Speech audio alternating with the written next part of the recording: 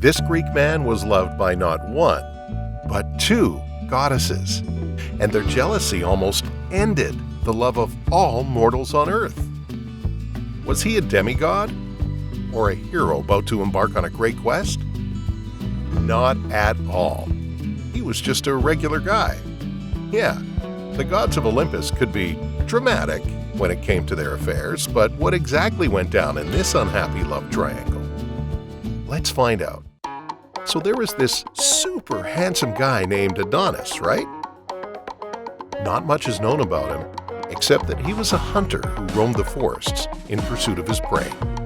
His presence was so captivating that even the flower nymphs worshipped him, thinking he was straight up another god.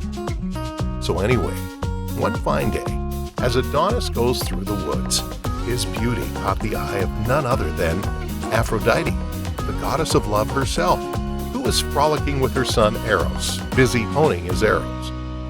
Now, we know the one quality that Aphrodite loved the most in mortals. What was that? Beauty. She was smitten by Adonis and couldn't help but shower him with praise, much to Eros' confusion.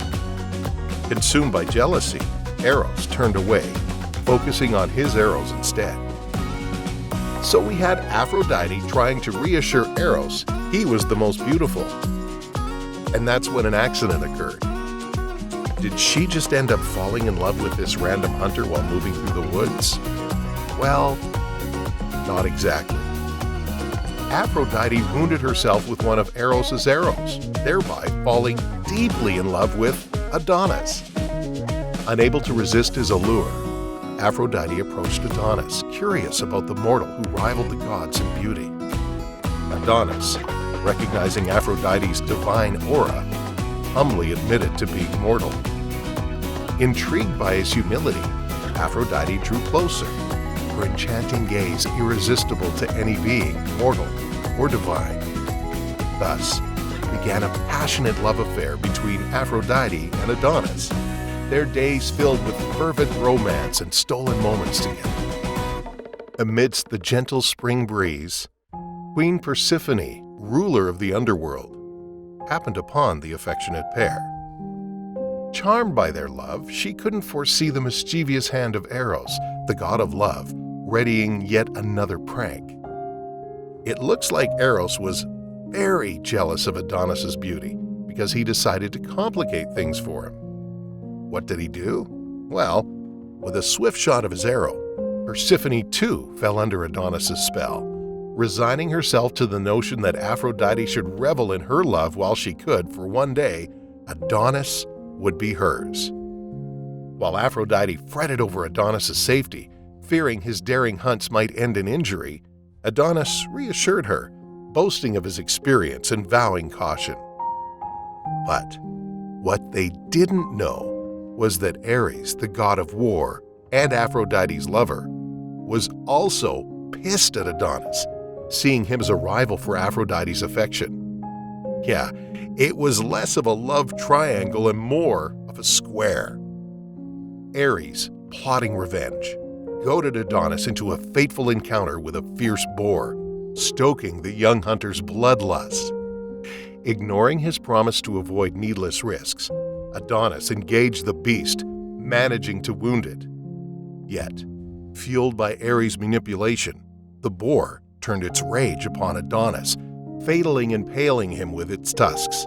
As Aphrodite rushed to his side, her efforts proved futile. Adonis breathed his last in her arms. In grief, she laid him to rest, and from his tomb bloomed vibrant red flowers, a poignant tribute to his beauty.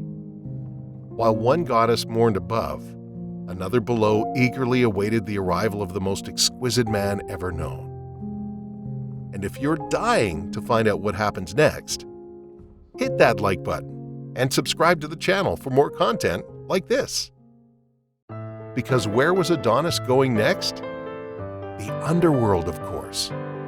Adonis' soul journeyed to the underworld guided by Hermes, and Queen Persephone eagerly anticipated his arrival. You see, Persephone had this burning passion for Adonis, sparked by Eros' mysterious arrow. When Adonis reached the underworld, was greeted with grandeur by specters who showered him with honors, much to his surprise. Little did he know Persephone harbored a deep affection for him. So this poor young man is like, okay, it's time to accept that I've died. Except that it's not over yet for the gods of Olympus. Oh no, they were just getting started. So what did they do next? Well, first, Persephone's loyal specters, recognizing Adonis's importance, housed him in a special chamber within the royal palace, while Hades, the lord of the underworld, slept soundly. But Persephone couldn't contain her desire any longer. She broke into Adonis's chamber, eager to be near him. Despite Adonis's attempts to evade her advances, Persephone reassured him, promising to keep their encounters a secret from Hades. Their clandestine affair continued, much to Aphrodite's dismay. She couldn't bear to be separated from her beloved Adonis any longer. Determined to rescue him from the underworld, Aphrodite descended into Hades' realm, declaring her intentions to retrieve her beloved. Wait, did Hades just keep sleeping through it all? No. He wasn't pleased with Aphrodite's intrusion, refusing to yield to her demands. He valued Adonis' service and intended for him to remain in the underworld indefinitely. But Aphrodite, fueled by desperation, threatened to extinguish all love on earth if Adonis wasn't returned to her. Hades, unwilling to risk such devastation, reluctantly expelled Aphrodite from his kingdom. As she departed in tears, her threats loomed large, causing love to diminish among mortal couples worldwide. Witnessing the turmoil, Zeus, king of the gods, intervened, calling for a meeting with Hades, Persephone, and Aphrodite. He proposed a compromise. Adonis would spend a portion of the year in the underworld, another with Aphrodite on the surface, and the rest at his leisure. Though Hades initially resisted Zeus's proposal, Persephone surprised everyone by agreeing to allow Adonis to resurface each winter. Baffled by her sudden compliance, Hades couldn't understand why she wouldn't relinquish Adonis without a fight.